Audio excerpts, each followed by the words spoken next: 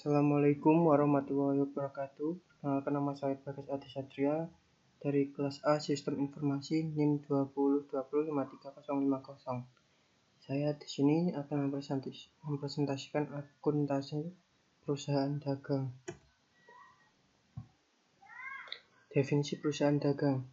Perusahaan dagang yang adalah perusahaan yang membeli barang untuk dijual kembali tanpa mengubah bentuk atau sifat barang secara berarti.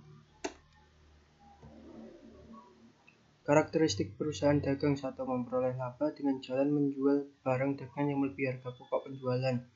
2. Membeli barang untuk tujuannya menjualnya kembali tanpa mengubah bentuk atau sifat barang secara berarti. 3. Barang dagangan berupa barang konsumsi atau barang produksi dan bahan baku untuk produksi.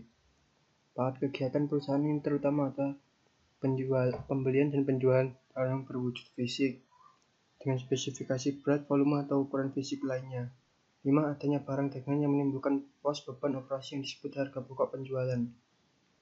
Karakteristik perusahaan dagang yaitu ada 6 siklus operasi perusahaan dagang, yaitu tagihan dikirimkan, menerima kas, masuk kas, kas membeli persediaan barang, barang diterima masuk ke persediaan barang dagangan atau ke gudang, terus dijual, penjualan persediaan, barang dikirim itu bayar bisa melalui tunai atau kredit, piutang usaha, masuk ke penagihan, tagihan dikirimkan. Perbedaan perusahaan dagang dan perusahaan jasa. Perusahaan dagang itu dalam wujud barang berwujud fisik, sedangkan perusahaan jasa berwujud non fisik. Akun dalam laporan keuangannya, perusahaan dagang adalah akun persediaan barang dagangan atau neraca, akun beban pokok penjualannya, laporan laba rugi. Sedangkan perusahaan jasa tidak terdapat akun persediaan barang dagang, tidak terdapat akun beban pokok penjualan. Perbedaan perusahaan dagang dan perusahaan jasa. Perbedaan perusahaan dagang dan jasa dalam segi kegiatan utama, persediaan dan penentuan harga. Perusahaan dagang kegiatan utamanya membeli dan menjual barang dagangan dari pemasok. Dalam persediaan, perusahaan dagang memiliki persediaan barang jadi. Perusahaan dagang dalam penentuan harga pokok barang yaitu relatif mudah. Sedangkan perusahaan jasa, kegiatan utamanya memberikan jasa kepada pengguna jasa seperti Gojek, Grab, dan lain-lain. Persediaan perusahaan jasa tidak memiliki persediaan barang jadi. Penentuan harga pokok barang tidak perlu menentukan harga pokok barang. Rekening-rekening dalam perusahaan dagang yaitu ada pembelian, retur pembelian, potongan pembelian, beban angkut pembelian, penjualan dan retur penjualan, potongan penjualan, beban angkut penjualan, utang dagang dan piutang dagang. Lanjut. Mencatat transaksi ke buku jurnal umum. Penjualan tunai. Pencatatan transaksi, kas masuk ke kiri, penjualan masuk ke kanan. Penjualan kredit, pencatatan transaksinya yaitu piutang dagang masuk ke kiri atau debit, penjualan masuk ke sebelah kanan. Potongan penjualan yaitu kas masuk ke sebelah kiri, potongan penjualan masuk di sebelah kiri, piutang dagang di sebelah kanan. Retur penjualan secara kredit yaitu pencatatan transaksinya retur penjualan masuk ke sebelah kiri, piutang dagang masuk ke sebelah kanan. Lanjut. Pencatatan transaksi retur penjualan masuk ke sebelah kiri, kas masuk ke sebelah kanan. Pembelian tunai, pembelian masuk ke sebelah kiri, kas masuk di sebelah kanan. Pembelian kredit, pembelian masuk di sebelah kiri, utang dagang di sebelah kanan. Kita lanjut ya.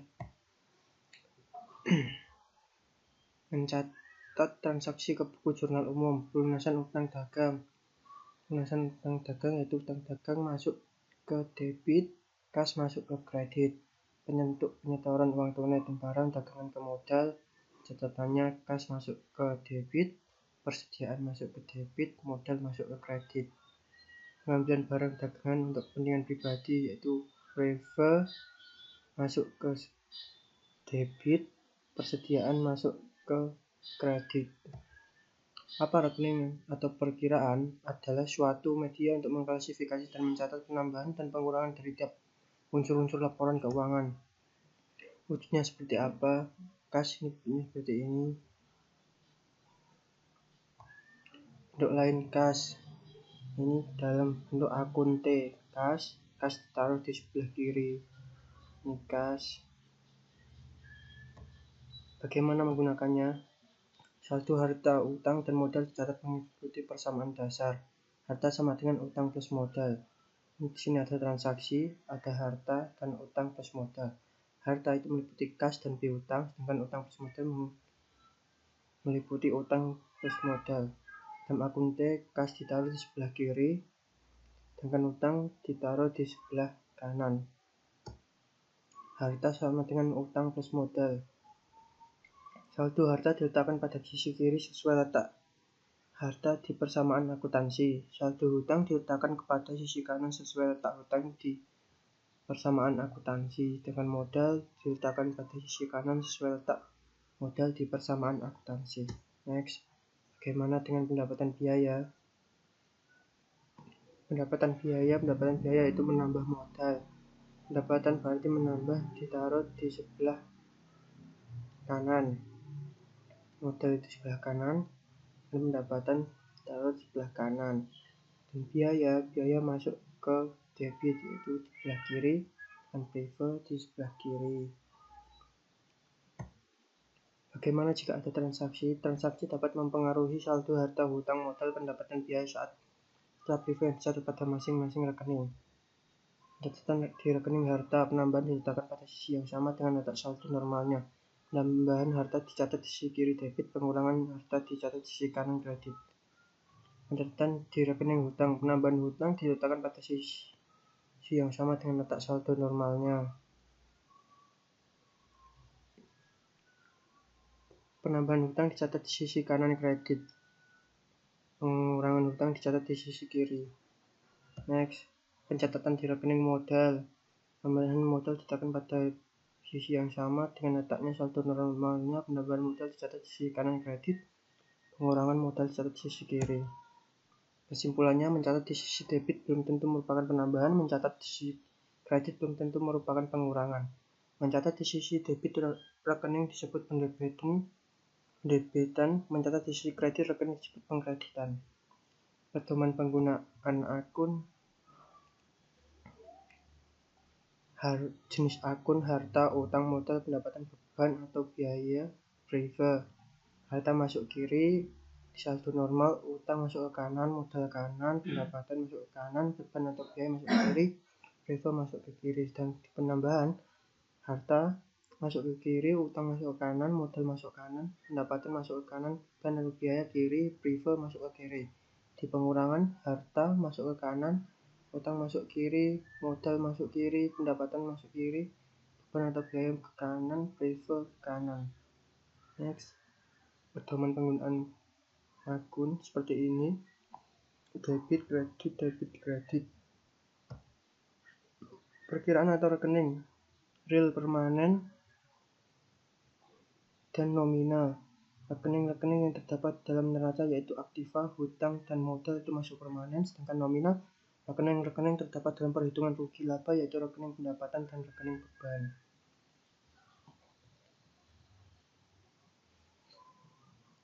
Ini contohnya: penjualan masuk ke rekening nominal, kas masuk ke permanen, utang sewa ke permanen, beban ikan masuk ke nominal, modal masuk permanen, piutang dagang masuk permanen. Rekening atau perkiraan yaitu merupakan daftar lengkap dari rekening-rekening yang dipakai oleh suatu perusahaan dengan penggunaan tertentu menurut unsur laporan keuangan. Terima kasih. Sekian dari saya. Assalamualaikum warahmatullahi wabarakatuh.